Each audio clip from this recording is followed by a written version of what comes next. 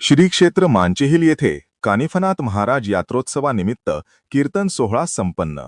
नमस्कार, संगमनेर लाईव्हमध्ये आपले स्वागत। आता बातमी सविस्तर पाहू। संगमनेर तालुक्यातील श्री क्षेत्र मांचेहिल येथे चैतन्य कानिफनाथ महाराज यात्रोत्सवानिमित्त भक्तीचा सोहळा मोठ्या उत्साहात पार पडला।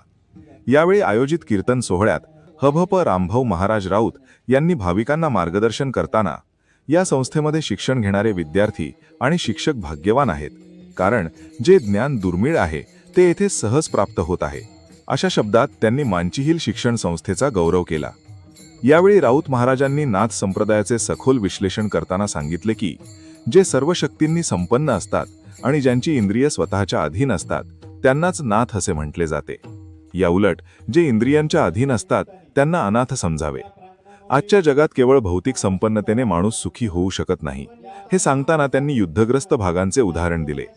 राक्षसी विचार नष्ट होऊन समाजात दैवी विचारांची वृद्धी होणे गरजेचे असून ज्या कर्माच्या आचरणामुळे आपण दुःखातून मुक्त होऊन शाश्वत आनंदाकडे जातो तोच खरा धर्म असल्याचे त्यांनी स्पष्ट केले।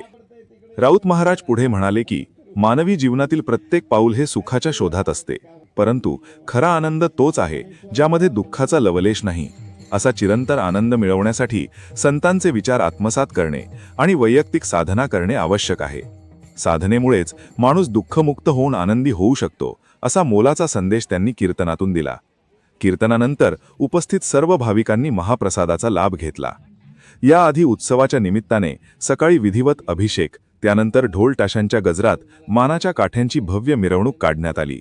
यामध्ये मांची, कोंची, आश्वी बुद्रुक, आश्वी खुर्द, नेमबाई माळ, निमगाव जाळी आणि मांचेहिल अशा 7 ठिकाणच्या मानाच्या काठ्या सहभागी झाल्या होत्या।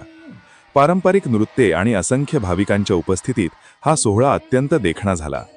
दरम्यान या सोहळ्यासाठी संस्थेचे संस्थापक ॲडव्होकेट शाळीग्राम होडगर, विश्वस्त शैलेंद्रसिंग होडगर, दिग्विजयसिंग होडगर, विश्वस्त नीलिमा गुणे, प्राचार्य विजय पिसे, अण्णासाहेब बलमे, उपप्राचार्य गंगाधर चिंधे, देवस्थानचे सचिव दत्ता शिंदे यांसह परिसरातील ग्रामस्थ, संस्थांचे प्रमुख पदाधिकारी, सर्व विभाग प्रमुख, शिक्षक, शिक्षकेतर कर्मचारी आणि विद्यार्थी मोठ्या संख्येने उपस्थित होते। दरम्यान